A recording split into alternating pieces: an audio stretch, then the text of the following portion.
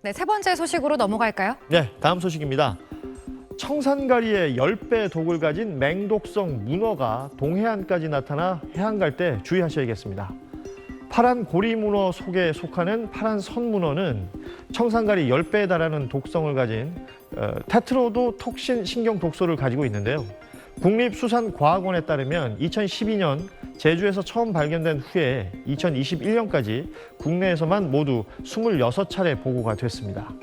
주로 열대, 아열대 해역에 서식하지만 최근 지구온난화의 영향으로 서식지가 확장이 돼서 남해안의 경우에는 전남 여수부터 부산 기장까지 그리고 동해 울산 연안에서도 자주 관찰되고 있습니다.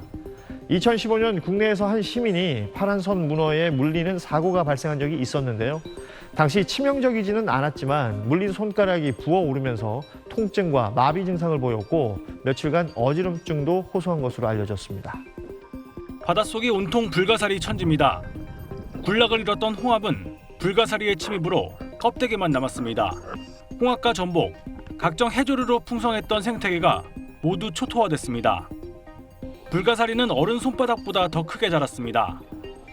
강릉시가 아름다운 바다 자원을 자랑하며 전국의 다이버를 모으겠다고 조성한 해중공원의 모습입니다.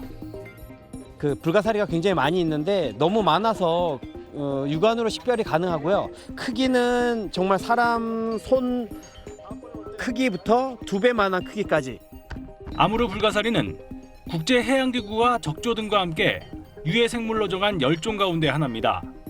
성체 한 마리가 하루에 멍게 4마리와 전복 2마리, 홍합 10마리를 먹을 정도로 식욕이 왕성해 바다의 해적이라는 별명이 붙을 정도입니다. 해중공원의 아무르 불가사리가 좋아하는 먹잇감이 집단 서식하면서 개체 수가 급증한 것으로 보입니다.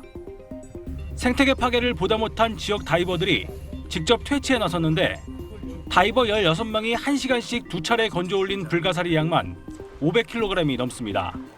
많이 있지만 완전히 제거 작업을 하진 못했고 이제 주기적으로 시청이랑 수산과랑 좀 협의를 해서 지속적으로 좀 난파선 같은 포인트나 해중공원 포인트는 지속적으로 관리가 될 수 있도록. 강릉시는 불가사리를 수거한 다이버들에게 무게에 따라 수거비를 보상하기로 했습니다. 지원뉴스 조기현입니다. 제주바다 수심 10m 지점. 해조류로 가득해야 할 곳에 아무것도 보이지 않습니다. 바다 사막화로 불리는 갯노급입니다. 제주 연안 30% 이상인 5,000헥타르가 넘는 면적에서 갯노금이 진행되거나 심화되고 있습니다. 심지어 제주 본섬과 떨어진 부속섬에서도 갯노금이 확산되고 있습니다.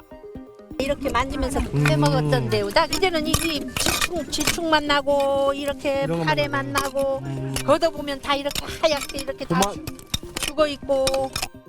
갯노금의 원인인 석회 조류를 긁어내는 일명 갯닦기 작업까지 해야 할 정도입니다. 제주 본섬뿐만 아니라 육상과 다소 거리가 있는 이곳 우도에서도 연안 식생이 크게 달라지기 시작하면서 대책 마련이 시급한 상황입니다. 해조류의 소멸은 다른 생물들의 먹이와 서식처까지 함께 사라지는 악순환의 반복입니다. 10,000톤이 넘었던 제주 연안 톳과 우뭇가사리 생산량은 25년 만에 800분의 1 수준으로 급감했습니다. 전복과 오분자기 생산량도 30분의 1 수준까지 감소했습니다. 기후변화로 인한 수온 상승과 육상 오염물질의 과다 유입 때문으로 추정됩니다. 바다에 해조류가 없다는 것은 육지에 풀이, 식물이 아무것도 없다는 것과 같은 말입니다. 그 현상이라는 머지않아 바로 인간에게도 그 영향이 돌아올 겁니다. 시간이 지날수록 심화되는 갯노금을 비롯한 연안 해조류의 소멸은 바다가 인간에게 주는 마지막 경고임을 잊지 말아야 할 것입니다. JIBS 김동훈입니다. 역대 최장 그리고 최대 피해로 기록된 동해안 산불. 여기는 그중에서도 피해가 가장 컸던 경북 울진입니다. 서울 면적의 40%가 넘는 약 250제곱킬로미터가 불에 탄 걸로 잠정 집계됐는데 조사가 끝나면 피해 규모는 더 커질 수 있습니다. 점점 커지고 오래가는 산불. 우리나라만의 문제가 아닙니다. 재작년 호주에서 난 산불은 무려 6개월이나 지속되면서 한반도보다 더 큰 면적을 태웠고 작년 미국 캘리포니아 산불도 석 달 넘게 이어져 서울 넓이의 6배 넘는 산림이 소실됐습니다. 더 오래, 더 크게, 더 자주 발생하는 대형 산불. 더 건조해지고 더 따뜻해지는 기후변화가 첫째 원인으로 꼽힙니다. 지난달 나온 유엔 보고서는 기후변화를 산불 위협의 원인으로 적시하며 이를 방치하면 오는 2030년까지 대형 산불이 14% 증가하고 21세기 말이면 50% 늘어날 것이라고 경고했습니다. 기후변화는 지구에서 가장 추운 곳에서도 위기로 다가오고 있습니다. 남극으로 가보겠습니다. 여름을 맞은 남극 세종기지, 주변 눈은 모두 녹았습니다. 멀리 바다 건너 빙하가 남극임을 말해줍니다. 34년 전 세종기지가 자리 잡고 늘 가까이서 볼 수 있었던 마리안 소만 빙벽. 하지만 신압으로 사라지더니 최근에는 만년설 아래 덮여있던 땅, 기반함이 드러났습니다. 하얀 얼음띠가 있는 곳도 사실은 이 바로 전에 빙벽이 무너지고 그 깨진 얼음이 퍼져나가는 그런 이제 그 모습입니다. 1950년대 위성 영상과 비교하면 빙벽이 눈에 띄게 줄었고 이제는 차를 타고 3km는 나가야 볼 수 있습니다. 만년설이 녹으면서 곳곳에 커다란 얼음 동굴과 작은 냇물까지 생겨났습니다. 올해 2월 세종기지의 기온은 역대 최고인 13.9도까지 치솟았습니다. 이례적으로 따뜻한 북풍이 불어서인데 남극에 있는 전 세계 기지와 함께 원인을 분석하고 있습니다.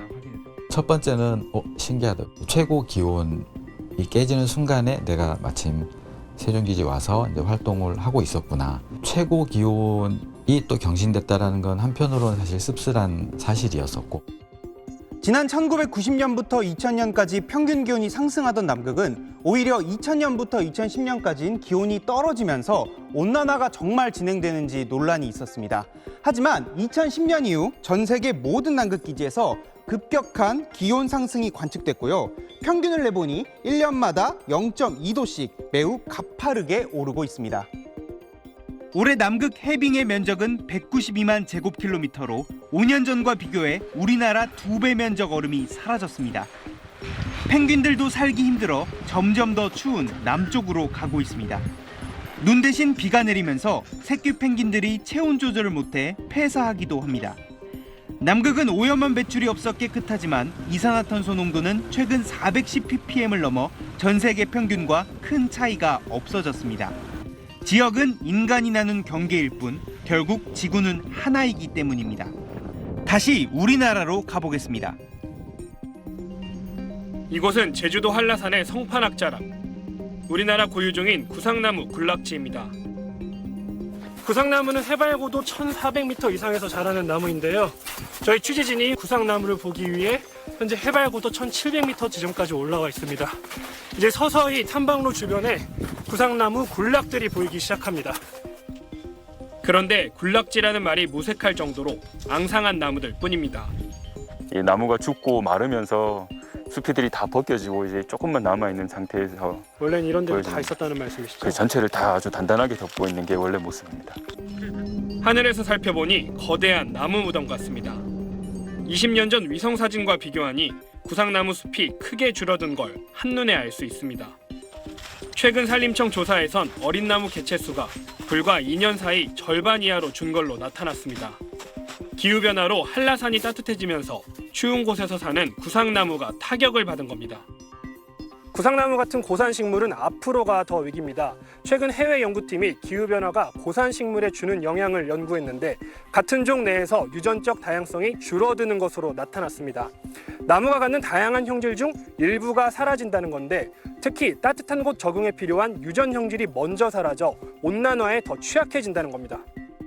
구상나무의 곁들여 사는 다양한 식물들이 존재하게 되는데 이 구상나무가 사라지면 그와 함께 연쇄적으로 그 종들이 함께 사라질 위협에 처하게 됩니다. 바다는 어떨까? 매년 이맘때면 제주 바다는 산란을 위해 찾아온 오징어로 풍성해집니다. 오징어 잡이가 시작되는 해질 무렵 취재진도 따라 나섰습니다. 빨리 당겨야 돼요? 미끼 20개가 달린 낚싯줄을 15번이나 던졌는데 낚은 건 3마리뿐이었습니다. 이 정도면 사이즈가 한 중간 정도인 거예요? 중간이 못 돼요, 못 돼. 아, 이게 중간도 안 돼요? 네, 중간 안 돼요. 예전에 아버님 하셨을 때 더 큰 거 많이 잡으셨단 말씀이시죠? 그렇죠. 20마리 놓으면은 이 박스가 작아요. 박스가 작는데 지금 이거는 20마리 놔도 안 차잖아요. 지난 30년간 제주도 해역은 수온이 꾸준히 상승했는데 산란 시기에 수온이 올라가면 오징어 산란장이 점차 줄어드는 것으로 나타났습니다.